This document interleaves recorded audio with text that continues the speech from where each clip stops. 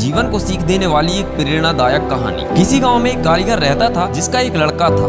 कारीगर अपनी छोटी सी झोपड़ी में टोकरी बनाता था जिन्हें वह 20-20 रुपए में बेचा करता था। अब कारीगर बूढ़ा हो चुका था। उसने सोचा कि मैं अपने बेटे को यह टोकरी बनाने का काम सिखाता हूँ। लड़के से कहा, तुम उससे सीख लो, मैंने तुम्हारे दादाजी से सीखा है, ये हमारी पीढ़ियों से चला आ रहा है, अच्छा काम है। लड़का भी मान गया टोकरी बनाने का काम सीखने को। पिताजी ने लड़के को टोकरी बनानी सिखाई और उसे बाजार में बेचकर आने को कहा। लड़का टोकरी लेकर बाजार गया और बेचकर आया ही था। पिताजी ने पूछा, उदास क्यों? लड़का बोला कि मेरी बनाई हुई टोकरी केवल 10 रुपए में ही बिकी है। पिताजी ने कहा, चलो कोई बात नहीं है, आज तुम्हें और अच्छी टोकरी बनाना सिखाता हूँ। पिताजी ने और अच्छी टोकरी बनाना सिखाई और उसे बाजार में बेचने को कहा।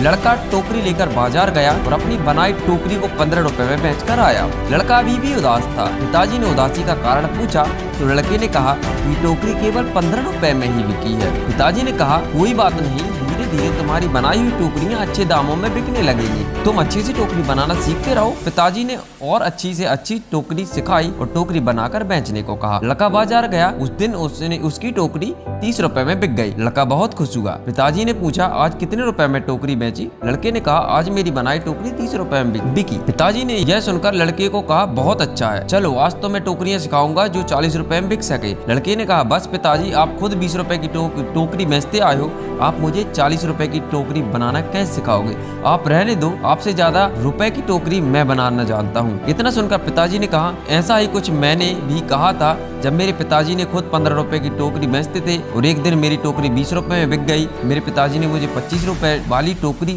सिखाने को कहा और मैंने सीखने से मना कर दिया और कहा था कि आप खुद 15 रुपए की बेचते आए हैं, आपसे ज्यादा तो मैं बेच कर आया हूँ। और तब से जीवन भर 20 रुपए की ही टोकरी बेचता रहा, क्योंकि उससे ज्यादा टोकरी में सीख ही नहीं पाया। दोस्तों, ये कहानी हमें सिखाती है कि हमें थोड़ा सा सीखने पर यह घमंड नहीं होना चाहिए कि मैं सब कुछ जानता हूँ, क्योंकि ऐसा हो सकता है कि हर कोई कुछ ना कुछ आपसे अधिक जानता हो। हमें हमेशा कुछ ना कुछ सीखते रहना चाहिए। आपको ये कहानी कैसी लगी हमें कमेंट में जरूर बताएं और ऐसी ही प्रेरणादायक कहानियों के लिए हमारे चैनल को सब्सक्राइब करना, वीडियो को लाइक और शेयर करना बिल्कुल ना भूलें। धन्यवाद।